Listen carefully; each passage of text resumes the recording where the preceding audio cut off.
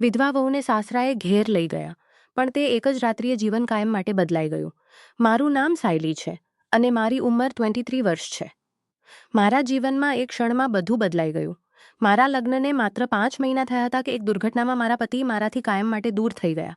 મારા બાપે ખૂબ મહેનતથી મારું લગ્ન કરાવ્યું હતું, પણ નસીબે મને ફરી માહેરના દાર પર ઊભી કરી દીધી. મારા માહેરના ઘરમાં મારી સખીમાં નહોતી, જેના અત્યાચારથી હું ખૂબ ત્રસ્ત હતી. હું કોના ઘરે રહીશ, કોણ મારી કાળજી લેશે, એ વિચારો મારા મનમાં સતત ઘૂમતા હતા. મને ખૂબ ડર લાગતો હતો. અચાનક એક દિવસ મારા સાસરા અમારા ઘરે આવ્યા. તેમણે બાપને કહ્યું કે તેઓ મને ફરી પોતાના ઘરે લઈ જશે. મારી સાવત્રીમાએ તરત જ સંમતિ આપી, પણ બાપે તરત જવાબ આપ્યો, હવે તમારો પુત્ર રહ્યો નથી તો તમે મારી દીકરીને શા માટે લઈ જશો? મારી સાવત્રીમાએ ગુસ્સે થઈને કહ્યું, આમાં એટલો વિચાર શું કરવાનો? તેઓ કહે છે કે તેને લઈ જશે તો તેમને લઈ જવા દો. તે ઘરની તે વહુ છે, કંઈ પણ થાય તો તે ઘરે પાછી જશે. તેમના આ ઝઘડા પછી બાપે કંઈ વિચાર્યા વગર જવાબ આપ્યો, જો મારી દીકરી ત્યાં આનંદથી રહેશે તો મને આનંદ થશે. તમે તેને લઈ જાઓ. મેં સાવત્રી માના બધા અત્યાચાર સહન કરીને સાસરે જવાનો નિર્ણય લીધી. તે જ સમયે સાસરા આવ્યા અને કહ્યું, કપડાં બદલતી હતી, વહુ એક કપ ચા બનાવીને આપ. મેં તરત જ રસોડામાં જઈને ચા બનાવી. ચા પીતા તેમણે કહ્યું, તને ખબર છે કે આ ઘરમાં હું પૂર્ણપણે એકલો છું. મને એકલતાનો અનુભવ થતો નથી. મેં જવાબ આપ્યો, મામાજી તમે ચિંતા ન કરો, હું તો તમારી દીકરી જેવી છું. હું હંમેશા તમારી સાથે રહીશ. તેના પર સાસરા કહેવા લાગ્યા, મને ખબર છે કે તું મારી સાથે રહીશ, કારણ કે તારી સાવત્રી માં તને માહેરમાં ક્યારેય શાંતિથી રહેવા દેશે નહીં.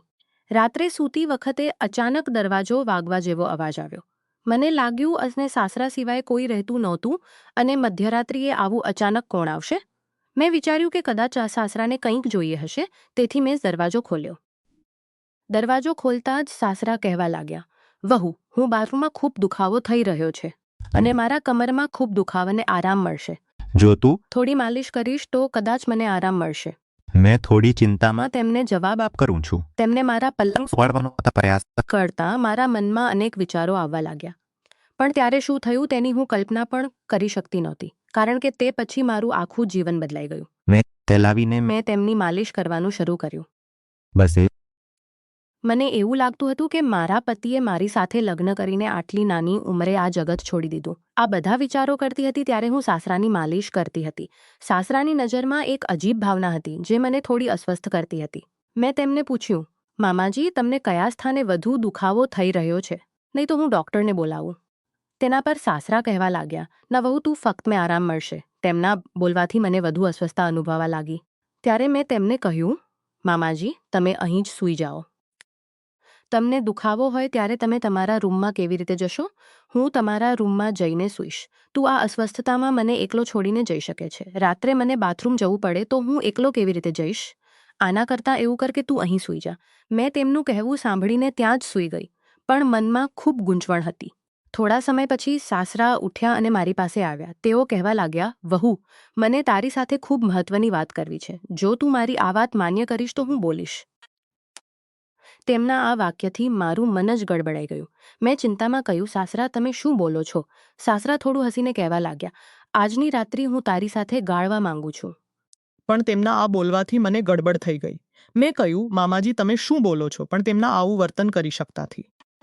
તમે મારા સાસરા છો અને હું વહુ, આવું વર્તન કરી શકતા નથી. તેના પર સાસરા કહેવા લાગ્યા, આ જુઓ વહુ, હું માનું છું કે પતિ પણ મરી ગયો છે અને હવે આપણને કોઈ અડચણ નથી. હું એકલો છું અને તું પણ એકલી છે. આપણે એકબીજાને સાથ આપી શકીએ છીએ. તેમના આ બોલવાથી મારું મન ખૂબ ગૂંચવાઈ ગયું. હું કંઈ બોલી શકતી નહોતી. સાવત્રી માના અત્યાચાર અને સાસરાના વિચિત્ર વર્તનથી રાત કોઈ રીતે વીતી ગઈ. બીજા દિવસે સવારે હું સાસરાના વિચારોમાં બેસી હતી. મારી સ્થિતિ થોડી અલગ થઈ ગઈ હતી.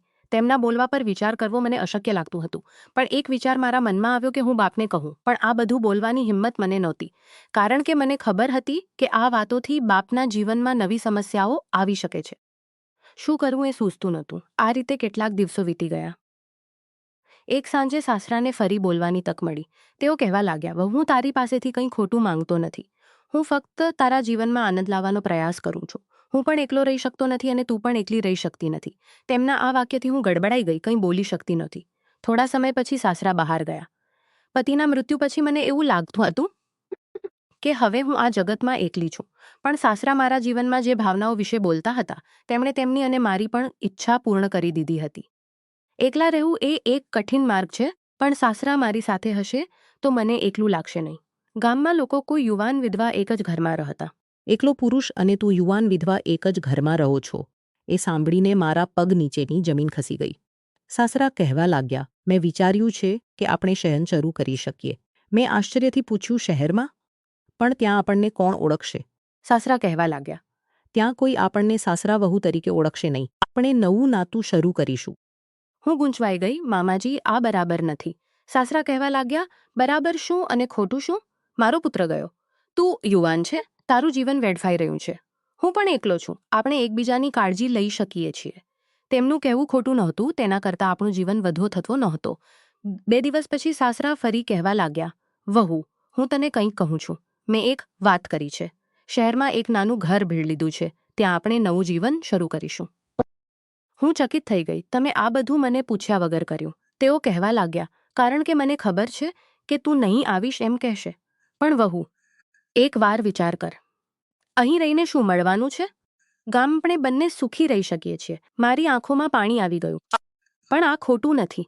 સાસરા હળવાશથી કહેવા લાગ્યા. પણ આ ખોટું નથી. સાસરા હળવાશથી કહેવા લાગ્યા. ખોટું શેના કહેવાય? જ્યાં પ્રેમ હોય ત્યાં ખોટું નથી. તને ક્યારેય જબરદસ્તી કરી છે? મેં ના પાડી. તેઓ કહેવા લાગ્યા, તો હવે શું લાગે છે? એકબીજાને સાથ આપીએ તો ખોટું ક્યાં છે? તેમના બોલવાનો મારા પર ઊંડો અસર થઈ. તે રાત્રે મેં મારા પર ઊંડો અસર થઈ. સવારે ઉઠ્યા પછી મેં નિર્ણય લીધો. મેં કહ્યું, મામાજી, મેં ખૂબ વિચાર કર્યો. સવારે આનંદના આંસુ આવી છું. સાસરાની આંખોમાં આનંદના આંસુ આવી ગયા. હું દ્રઢતાથી કહ્યું, હા, પણ એક શરત છે. કઈ શરત? આપણે નવું જીવન શરૂ કરીશું, પણ તે એક નવા નાતાથી. તમે મારા સાસર થઈ, હું તમારે ફક્ત 2 એકલા માણસો છીએ જે એકબીજાની કાળજી લેશે. સાસરાએ હસતા હસતા હા કરી. ઠીક છે, તેમ જ થશે. 1 અઠવાડિયામાં આપણે શહેરમાં રહેવા ગયા. નવું ઘર, નવી ઓળખાણો. અહીં કોઈ આપણને ઓળખતું નહોતું. હળવે હળવે આપણી બંનેની દિનચર્યા શરૂ થઈ. સવારે હું ચા બનાવતી, સાસરા અખબાર વાંચતા. હું રસોઈ કરા, તેઓ બજારમાંથી શાકભાજી લાવતા. એક દિવસ સાંજે આ છત પર બેઠા હતા. સૂર્યાસ્ત થઈ રહ્યો હતો. સાસરા કહેવા લાગ્યા, વહુ, હવે તને સોના કહું છું. સોના ખૂબ સુંદર નામ છે. તે ક્ષણે પ્રથમ વખત તેમની નજરમાં કંઈક અલગ હતું. પ્રેમ હતો, આપુલકી હતી, પણ તેમાં એક નવી ચમક હતી. મેં લાજથી નીચે જોયું. આવું શું બોલો છો તમે? તેઓ કહેવા લાગ્યા, લે, ખરેખર કહું છું, તું આવ્યા પછી મારું જીવન બદલાઈ ગયું છે. પહેલાં હું એકલો હતો, જીવવામાં કોઈ અર્થ નહોતો, પણ હવે. તેમણે હાથ આગળ કર્યો અને મારો હાથ પકડી લીધો. મારું હૃદય ઝડપથી ધડકવા લાગ્યું. સોના, મને ખબર છે કે આ નાતું અલગ છે, પણ હું તારી કાળજી લઈશ. તે રાત્રે પ્રથમ વખત તેમના સ્પર્શમાં એક અલગ જ અનુભવ હતો. આપણે ક્યાં જ બેઠા દઈશ નહીં. તેમણે પોતાની શાલ મારા અંગ પર પણ ઓઢી દીધી. આપણા ખભા એકબીજાને ટેકવાયેલા હતા. હળવે હળવે દિવસો, અઠવાડિયા, મહિના વીતતા ગયા. આપણું નાતું વધુ મજબૂત થતું ગયું. સાસરા મારી કાળજી લેતા, મારી પસંદની વાનગીઓ બનાવતા, મારા માટે નાની નાની વાતો કરતા. એક દિવસ સવારે હું આંગણામાં ફૂલો લગાવતી હતી. સાસરા પાછળથી આવ્યા અને કહેવા લાગ્યા, સોના, હું તારા માટે કંઈક લાવ્યો છું. મેં વળીને જોયું તો તેમના હાથમાં સુંદર રેશમી સાડી હતી. આ શેના માટે? મેં આશ્ચર્યથી પૂછ્યું. આવતીકાલે આપણને એકબીજા સાથે રહીને 6 મહિના પૂરા થાય છે. તે રાત્રિના નિમિત્તે મારી આંખોમાં પાણી આવી ગયું. તમે એટલું બધું યાદ રાખો છો? તેઓ કહેવા લાગ્યા, તું મારા જીવનમાં આવી તે દિવસ હું કેવી રીતે ભૂલી શકું? તે રાત્રે મેં તે સાડી પહેરી. સાસરાએ મને જોયું અને તેમની આંખો વિસ્ફારિત થઈ ગઈ. સોના, તું ખૂબ સુંદર લાગે છે, મેં લાજથી કહ્યું. આજે નહીં, તેઓ કહેવા લાગ્યા. આજે આપણે બહાર જમવા જઈએ. એક સારા હોટેલમાં આપણે જમવા ગયા છું. આજે આપણે મીણબત્તીના પ્રકાશમાં આપણે જમ્યા. બધું અલગ લાગતું હતું. ઘરે પાછા આવ્યા પછી આપણે છત પર બેઠા. પૂર્ણ ચાંદની હતી. સાસરા હળવાશથી મારી પાસે ખસ્યા. સોના, હું તારા પર પ્રેમ કરું છું.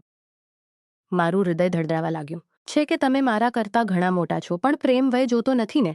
મેં તેમની તરફ જોયું. ચાંદની રાત્રિમાં તેમનો ચહેરો ચમકી રહ્યો હતો. મને પણ તમારા પર પ્રેમ છે. તેટલામાં તેમણે મને હાથમાં લઈ લીધી. આકાશમાં ચંદ્ર હતો, અનંત તારા હતા, પણ મને ફક્ત તેમની જ ઉષ્મા અનુભવાતી હતી. સોના, તેઓ ફુશકાર્યા, હું તારી ક્યારેય નિરાશા નહીં કરું. મેં આંખો મીચી લીધી. તે રાત્રે પ્રથમ વખત આપણે એકબીજાના આલિંગનમાં સૂઈ ગયા. કોઈ ખોટું નહોતું, ફક્ત પ્રેમ હતો, આપુલકી હતી, એકબીજાની સાથ હતી. સવારે ઉઠ્યા પછી સાસરા કહેવા લાગ્યા, સોના, આપણે લગ્ન કરીએ. મેં આશ્ચર્યથી જોયું. લગ્ન? શું વાત છે? પણ સમાજ શું કહેશે? તેઓ કહેવા લાગ્યા, આપણે અહીં નવી ઓળખ બનાવીશું. આપણે એક સામાન્ય દંપતી છીએ, તેના કરતાં વધુ કંઈ નહીં. આપણે એક સામાન્ય દંપતી છીએ તેના કરતાં વધુ કંઈ નહીં. આપણે બંને એકબીજા પર પ્રેમ કરીએ છીએ, એકબીજાની કાળજી લઈએ છીએ, તો લગ્ન કરવામાં શું વાંધો છે? હું હસતા હસતા કહ્યું, હું તમારી સાથે લગ્ન કરીશ. એક નાના મંદિરમાં આપણે બંને સાદું પ્રેમભર્યું લગ્ન કર્યું. પંડિતજી હતા, સાક્ષીદાર હતા, 7 ફેરા લીધા, એકબીજાને જન્મભર સાથ રહીશું. આજે આપણા લગ્નને 2 વર્ષ સાથ રહીશું. આપણે હજુ પણ તે નાના 2 વર્ષ થયા છે. સવારે હું ચા બનાવું છું, તેઓ અખબાર વાંચે છે. સાંજે આપણે છત પર બેસીએ છીએ, સૂર્યાસ્ત જોઈએ છીએ.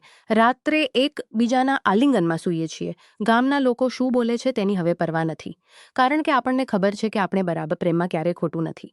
ખોટું હોય છે તો ફક્ત સમાજની નજરમાં. પણ સમાજે આપણા માટે ક્યારેય રાત્રે જમવાનું બનાવ્યું છે? સમાજે આપણા માટે ક્યારેય આંખોમાં પાણી આણ્યું છે? સમાજે આપણને ક્યારેય આલિંગનમાં લીધા છે? તેથી હું મારું જીવન જીવું છું, મારા નિયમોથી, મારી શરતોથી. અને હા, હવે હું તેમને મારો પ્રેમ કહું છું, કારણ કે ખરેખર તેઓ જ મારા પ્રેમ છે.